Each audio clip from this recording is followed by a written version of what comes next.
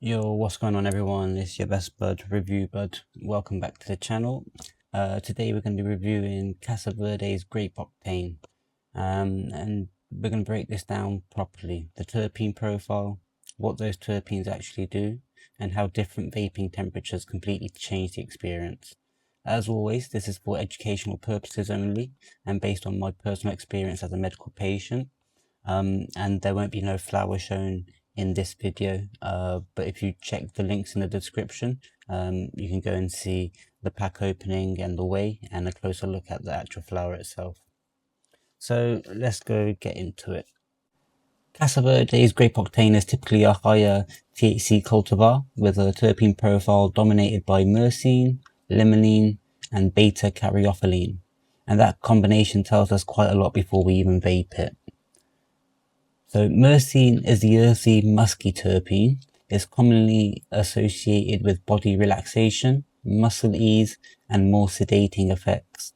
When a strain is myrcene dominant, it often leans towards evening use and potentially sleep support at higher doses. Limonene brings the citrus edge. It's associated with mood elevation, stress reduction, and a slightly uplifting quality. In something like Grape Octane, limonene can stop the experience from becoming too heavy too quickly. Beta caryophyllene. This one's interesting. Caryophyllene is spicy, peppery, and uniquely interacts with CB2 receptors in the body. That's often linked with grounding effects and physical comfort. So let's move on to the different vape temperatures. When you're vaping at 165 or a low temperature session, you're going to activate pinene and caryophyllene. Myrcene starts coming through and THC is active. The vapor is lighter, flavor is stronger, and the effects are clearer and more functional. With Grape Octane at this temperature, I get subtle body relaxation, a slight mood lift, and a clear headspace. This is the most daytime tolerable range. Between 175 to 180, this is quite a balanced range. This is where limonene really opens up. The effects become noticeably stronger, more mood enhancing, and a balanced head and body. The grape sweetness becomes more pronounced, and you start feeling the relaxing wave building. 195 plus, we're now at full extraction. Now we're activating the heavier compounds and extracting more cannabinoids like CBN. This is where Grape Octane shifts gears. It expects higher body sensation, deep muscle relaxation, increased sedation, and potential couch lock. For me, this becomes strictly evening use at this range. So one method I always recommend for medical users is temperature stepping. Start at 165, move to 175 or 180, and then finish at around 195. This gives you flavor first, balanced relief second, and deep body effect last, rather than jumping straight to sedation. So who might this suit?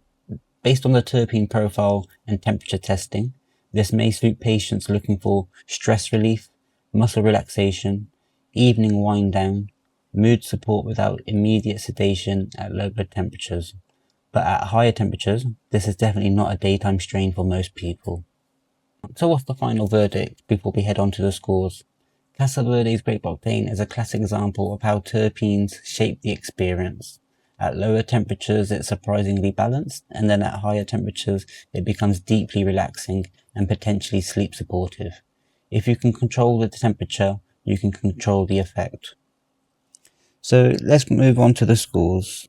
For aroma and taste, I've given this a 6. It was quite muted out of the pack, and I did put it in a jar, and you do get some of the aroma come back, and the taste you only get through the vaping it. Through the smoke, it smokes quite smooth, but if you want the taste and the flavor, you really do have to vape this one. So 6 on the aroma and taste.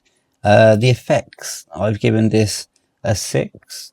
Again, the effects are quite muted for me. It might just be me personally, but given the terpene profile, I did expect a bit better from this. And for value, again, this has got a 6. This was £7 a gram, so £70 for the 10 grams. And yeah, I think this was more a 50-60 pound range strain. At £70, I would expect something a little bit stronger, something with a bit more taste.